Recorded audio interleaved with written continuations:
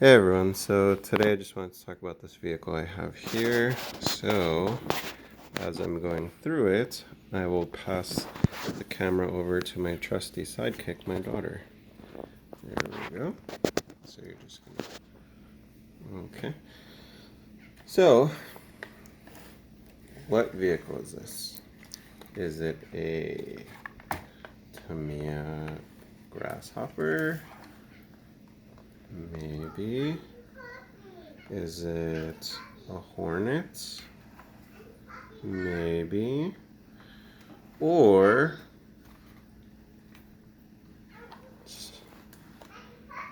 a Nico? Maybe. Or is it kind of all of the above? Well, it's all of the above plus RadioShack. So, what we have today is the RadioShack Golden Arrow. So I'll kind of show that there. This is the body. It's seen better days. But I have a spare one that's really clean. So basically what happened was these are the ones that got me into the RC world. So these I would play with as a kid, and what I enjoyed about them at that time, they were really fast, especially when you're like 8 years old. So this one, I came across it and jumped on it. I love the idea of where it gets some of its styling from. So back here, the wheels and tires kind of resemble a little bit of the Hornet. The suspension as well back here with the gearbox. And then up front as well, wheel styling, and then the suspension setup as well as the tub, the chassis for the vehicle. So, with this one came with a different bumper and skid plate. But I wanted to go ahead with the Hornet skid plate. Or bumper, I'm sorry. So I went ahead with one of these and got it fitted. Some of the upgrades I did was the bumper. I've got that one mounted, and then I'll go underneath here. And what I did is I fabricated a skid plate, because what happens is from there, this would have been there. And this is a nice bumper and skid plate. It's just pretty worn. So I figured I was going to upgrade some parts. So this is solid metal. The cool thing about this one is it still had the battery cover. And what I did is I didn't go with brushless because I wanted to preserve the engine, make it last as long as I could. So I just I'm running 2 and 3, this is 3S. I've run them both in here without any issues, no overheating issues.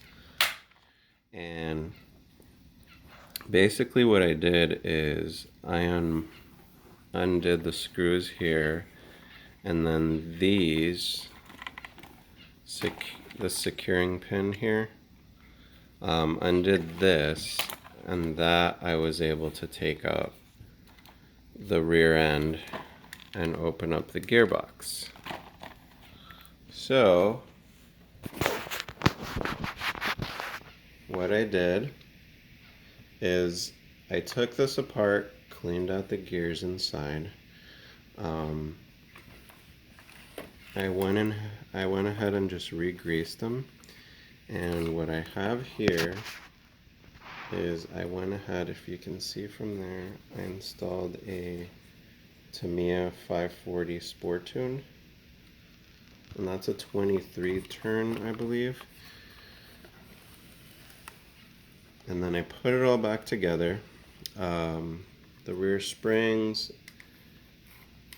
I've got these on there. I'm still searching through my box to see if I got any where I can probably do like some oil-filled shocks. What I did as well for the wheels and the gearbox on the inside for the gears, I went ahead and just replaced with ball bearings. And so I went ahead and put those bearings in there, ball bearings, wheel bearings, and so I went ahead and put those in there, and that gave for a smoother ride with the wheels. And there's no grinding with those. And then what I went ahead and did was I installed a Hobby Wing Quick Run 1060 brushed ESC, and then I'm running Spectrum SRX 200 receiver, and then I've installed my Traxxas slash servo for the steering, and I was able to mate it to the original servo horn. Now when I installed all this, I'm running it with the Spectrum controller there, and the downside about the 1060 is it's not programmable, but on here I'm able to go with the settings for the throttle as well as like the trim, so I get pretty good punch out of it. I went ahead and replaced the front springs as well, so these are handled pretty nice. And so from there I was able to fit the battery without having to modify anything. Now the steering servo, I just did a little bit of a cut here in order to tuck this in, and then I used the factory mount there. Now I love these because of back at that time Nico and Tyco were coming out with some pretty cool ideas for their vehicles, and some of the designs were resembling some of the stuff you would see on what you would call the hobby grade RCs that were running at the tracks, like the Tamiya Frogs and then the Hornets. It's a nice little car, so when I turn it on here, I'm just going to plug this back in here.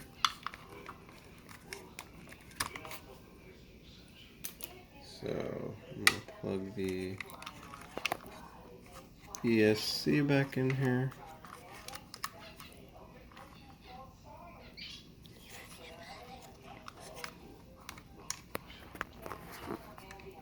Just get this on here.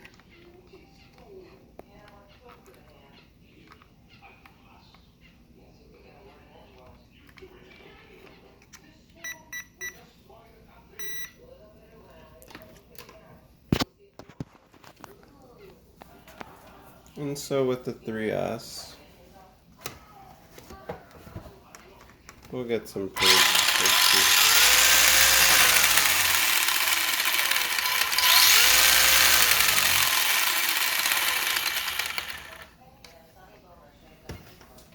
And I've ran the car outside. It handles real nice. It turns on a dime. I love how stable it is. I haven't lost control with it. Overall, it's just been a really fun little car. It's nostalgic. The different models that these were with were the Nico Rhino, the Super Lobo. I found that those were pretty hard to find. This one came in at a fairly decent price. I found that parts are still around for it, and I was able to get some spare parts such as the gearbox and wheels. So I'm actually able to do a lot with this one. It's handled up pretty well to the brush setup with the lipos. never overheated the motor, haven't had any grinding, and I've ran it pretty hard. But it's an old car. It's 33 years old. But the gears were solid. There wasn't any sort of cracking or any weakness in them. Overall, just a fun little car. I recommend it if anyone wants to play around and get creative with restoring one of these. It's nice to keep it with the stock electronics, or if you want to get a little bit more creative with it and put some upgraded hobby electronics. But overall, it's a fun little car. For anybody else that's interested, if you have any questions, feel free to ask. Thanks for your time and have a nice day, and thank you to my camera girl. Bye.